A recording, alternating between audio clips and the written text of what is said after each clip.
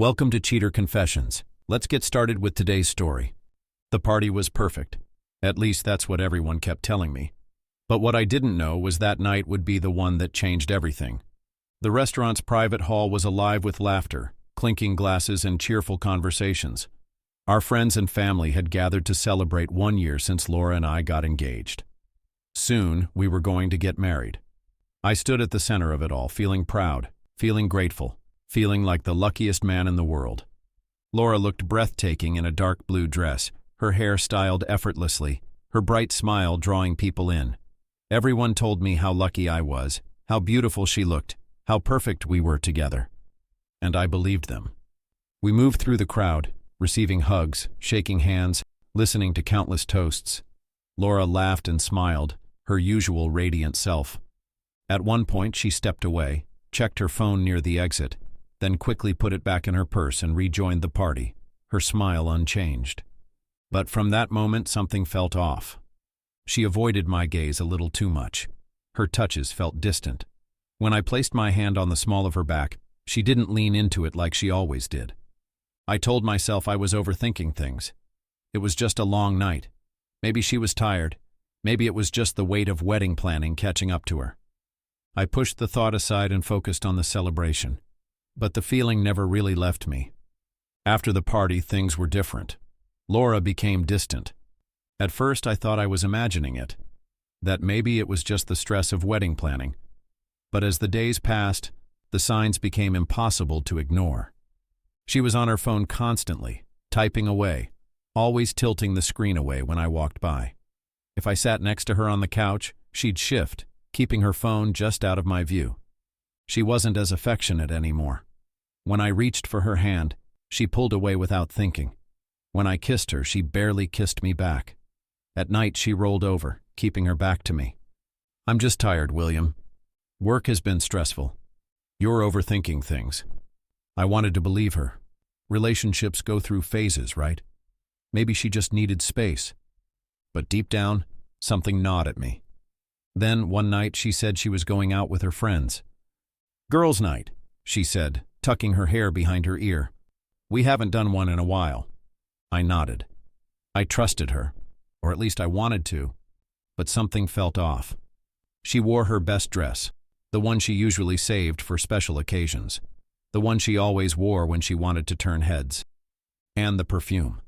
Not the everyday scent she used for work. No, this was different, stronger. The one she put on when she wanted to impress someone. I stayed up pretending to watch TV, but really I was waiting to hear the sound of her car pulling into the driveway. She came home at 2 a.m. By then, I was already in bed, scrolling on my phone, but quickly turned it off when I heard her outside. The door opened slowly, cautiously. Her heels clicked softly against the hardwood floor as she tiptoed in, like she was trying not to wake me. She slipped into bed beside me, careful, deliberate. Her breathing was controlled, forced. She thought I was asleep. I wasn't. The next evening, I came home earlier than usual. I wasn't sure why. Maybe it was instinct. Maybe it was paranoia. But something told me to. I walked inside, dropping my keys on the counter. That's when I heard it. Laura's voice. She was in the bedroom, talking softly. I took a step forward, pausing just before the door. "I can't believe it," she said, her voice barely above a whisper. "I saw the post on the day of our anniversary party. He's getting engaged. Since then, I don't know what to do, Maria. I feel lost." My heart pounded in my ears. "I thought I was over him, but I'm not," she continued, her voice cracking. "I never was. And now I'm stuck." I felt a wave of nausea rise in my stomach. William is a good man, but let's be real. He's my safe option. My plan B. If I had the chance, I'd go back to Nathan in a heartbeat. A cold rush of adrenaline shot through me. "I already texted him. We met last night. We just talked, but..." She sighed. "It felt right. And we're meeting again tomorrow." I had heard enough. My chest tightened. My body tensed. My mind raced. I took a deep breath, then stepped forward and knocked against the doorframe, loudly. "Laura?" She gasped. The bed creaked as she scrambled to sit up. She fumbled with her phone, quickly ending the call before turning to face me. A fake smile spread across her lips. "Oh, you're home early." I stared at her. "Who were you talking to?" My voice was calm, steady. She blinked, her fingers tightening around her phone.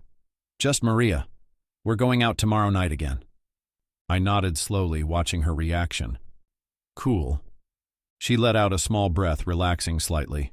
But I wasn't fooled. I knew exactly what was happening. She wasn't going out with Maria. She was going out with him, and I was going to find out everything. The next night, Laura left the house in a rush. I stood by the doorway, watching her slip on her heels and adjust her dress in the mirror. She looked perfect, too perfect for a casual night out with friends. "You look amazing," I said, keeping my tone even. She turned, flashing me a quick smile. "Thanks, I won't be too late." "Have fun," I said. She nodded and grabbed her purse. I watched as she walked out the door, heard the familiar sound of her car pulling out of the driveway. Then, without hesitation, I grabbed my keys and followed her. She drove downtown and pulled into a small, quiet bar, an intimate place, not the kind of spot for a girls' night. I parked a few spots away, watching as she stepped out of the car and walked inside. A few minutes later, another car pulled up. My stomach dropped when I saw who it was. Nathan.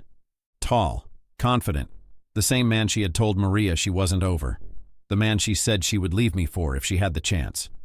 I clenched my jaw as he strolled inside like he belonged there. I got out of my car, keeping my distance as I moved closer, careful to stay out of sight. Laura was already seated at a booth in the back, and Nathan slid in across from her. She smiled at him, really smiled. Not the polite, forced smile she had been giving me lately. This one was real. They leaned in close, whispering, her fingers brushing his wrist as she laughed, the same laugh she once gave me. I pulled out my phone, snapping a photo. Then another. They ordered drinks, and she looked at ease, playing with her straw, biting her lip, her usual way of flirting. My stomach churned. And then, finally, it happened. Nathan reached for her hand. She hesitated, only for a second, before lacing her fingers with his. Their eyes met, and without another thought, she leaned in and kissed him. My chest tightened, but I forced myself to take another picture. My fiancée, the woman I had spent years building a future with, was kissing another man, and she wasn't pulling away. Then, she kissed him again. A few minutes later, they stood up, laughing softly, whispering as if they had no care in the world. She grabbed her purse, and he led her toward the exit. I moved quickly, slipping back into my car and keeping my distance as they walked across the parking lot. She led him to her car, and they talked for a few moments before she unlocked it. I expected them to leave separately, but then she climbed into the driver's seat, and he got in beside her. My stomach twisted. She pulled out of the parking lot and headed straight to a hotel, a cheap, quiet place on the outskirts of town, the kind of hotel no one would think twice about. My fingers tightened around the steering wheel as I followed her into the lot, parking far enough away to avoid being seen. She parked and turned off the engine, sitting there for a moment. I watched as she glanced around, checking if anyone was watching. Then, she stepped out of the car. Nathan got out with her, and for a second they just stood there talking. She reached for his hand again, her fingers lacing through his, and he smiled down at her. I raised my phone and took another picture. She laughed at something he said, tilting her head back, completely at ease. I took another shot. Then they walked to the entrance and disappeared inside. I snapped one last photo. I sat there gripping my phone, my entire body numb. I had seen enough. I had all the proof I needed. As I stared at the photos on my screen, one thought became clear. I wasn't going to confront her right away. No, that would be too easy. The best time to expose her would be at the next family gathering in a few days. Everyone would be there. She had played the role of the perfect fiancée for long enough. It was time for the truth to come out. A few days passed, and I acted like nothing had changed. I still kissed Laura good morning. I still asked about her day. I still laughed at her jokes. But I barely slept. Every time I closed my eyes, I saw her kissing Nathan. I saw her walking into that hotel with him. The images burned in my mind, a constant reminder of the betrayal I had uncovered. She had no idea what was coming. The family gathering was at our house. Both of our families were there, along with a few close friends. The atmosphere was warm, filled with laughter, conversation, and the clinking of glasses. Laura moved through the room effortlessly, greeting people, smiling, playing the role of the perfect fiancée. I watched her closely, waiting for the right moment. When everyone was seated for dinner, I stood up, holding my phone in my hand. "Hey everyone," I said, keeping my voice casual. "Before we eat, I want to share something special." Laura turned to me, smiling. She had no clue. I connected my phone to the TV and the screen lit up. The first picture appeared, Laura sitting in a dimly lit bar, her hand resting on Nathan's. Gasps rippled through the room.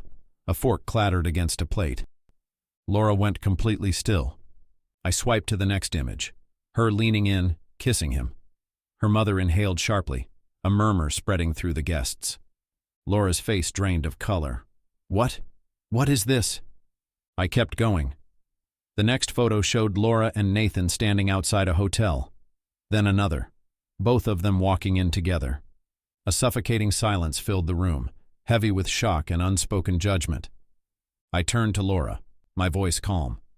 "I don't know, Laura. Why don't you tell them?" She opened her mouth, then closed it. Her hands trembled as she looked around the room, searching for help. But none came. "William, I can explain." "Explain?" I let out a cold laugh. "You told Maria I was your plan B. You said you weren't over your ex. Then you met him. You kissed him. And you took him to a hotel. So tell me, Laura, what exactly am I missing here?" Her father, who had been silent up until now, slammed his hand on the table. "Laura, is this true?" "Dad, I raised you better than this," he snapped, shaking his head in disgust. Her mother had tears in her eyes, looking at her daughter as if she didn't recognize her. No one defended her. No one took her side. Laura turned to me, desperation creeping into her voice. "William, please. Pack your things and leave. We're done. There's no wedding."